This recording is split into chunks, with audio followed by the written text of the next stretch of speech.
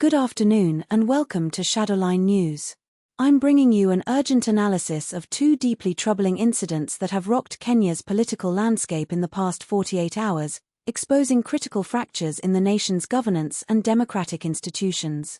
The arrest this morning of Kajiado West Member of Parliament George Sunkuyia on charges of forging his Kenya Certificate of Secondary Education certificate, occurring just one day after Juja MP George Koimburi was discovered tortured and abandoned on a coffee plantation, underscores a deepening crisis in Kenya's political and governance systems.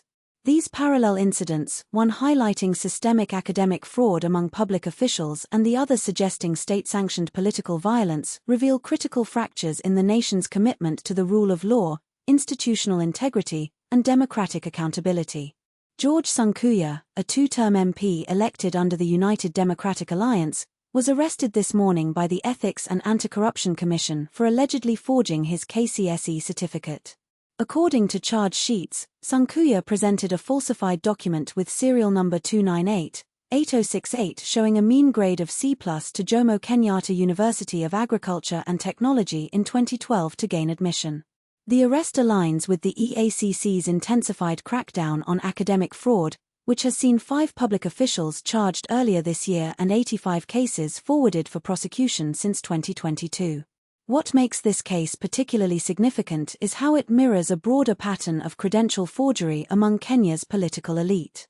In February 2025, ironically, Juja MP George Koimburi faced similar charges for presenting fake academic papers, including a KCSE certificate and degrees from JKUAT. While Koimburi denied the allegations and was released on bail, his subsequent abduction and torture, allegedly linked to his criticism of the government, creates a toxic convergence of corruption and political repression that should alarm every Kenyan. The scale of academic fraud within Kenya's public sector is staggering. A 2023 to 2024 audit of 358 institutions identified 859 officials with fake academic certificates and 160 with fraudulent professional credentials, while 24,000 lacked any verified qualifications. Public universities and state corporations account for 70% of these cases, with 1,208 forged certificates detected in a sample of 53,000 submissions. These figures reflect a system where meritocracy is routinely subverted, enabling unqualified individuals to secure positions of power at the expense of genuine achievers. The human cost of this fraud cannot be overstated. Kenya's youth face a 67% unemployment rate, and they are disproportionately affected as fraudulent officials monopolize opportunities meant for qualified candidates. As Chief of Staff Felix Koskei aptly noted, it is unacceptable that graduates with genuine first-class degrees struggle to find work while fraudsters thrive. Despite these revelations, only 49 institutions have reported fraudulent cases to authorities, indicating either systemic complicity or troubling indifference to the crisis.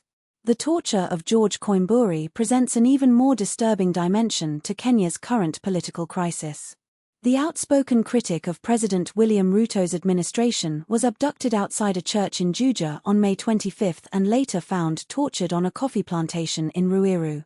Medical reports confirmed soft tissue injuries consistent with professional torture, along with chemical-induced damage to his vocal cords, injuries that bear the hallmarks of state-sponsored violence designed to silence dissent. Former Deputy President Rigathi Gachagua, a political ally of Koimburi, has directly accused state security agents of orchestrating the attack. The abduction occurred amid Koimburi's ongoing legal battles, including the academic fraud charges and investigations into alleged land fraud and misuse of constituency development funds.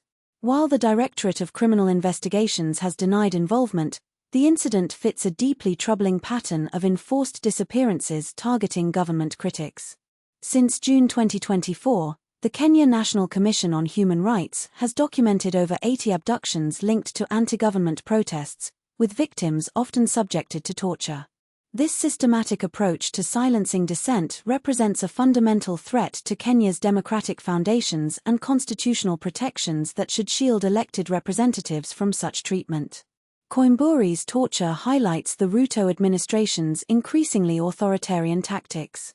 His affiliation with Gachagua, the former deputy president ousted in 2024 after clashing with Ruto, suggests that intragovernment factionalism is now driving violent repression.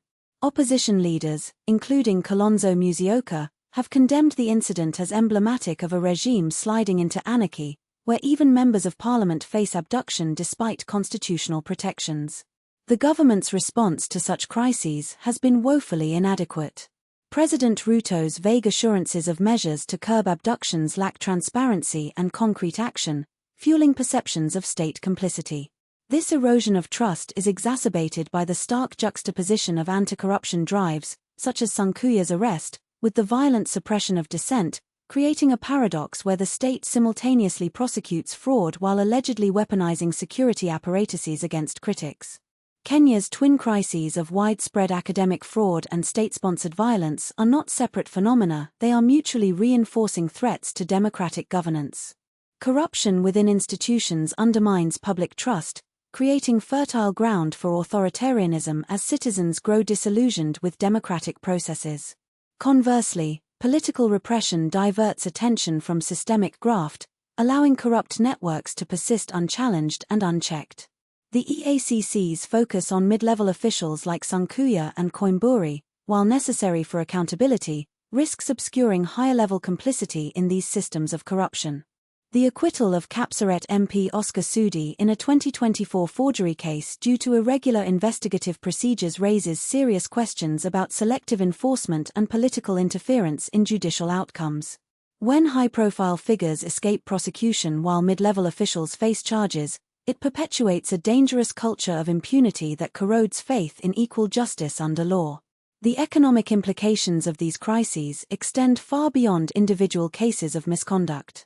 A 2025 EACC report estimates that fraudulent officials have illicitly obtained over 2.3 billion Kenyan shillings in salaries and benefits, directly draining public resources that should fund essential services and development programs.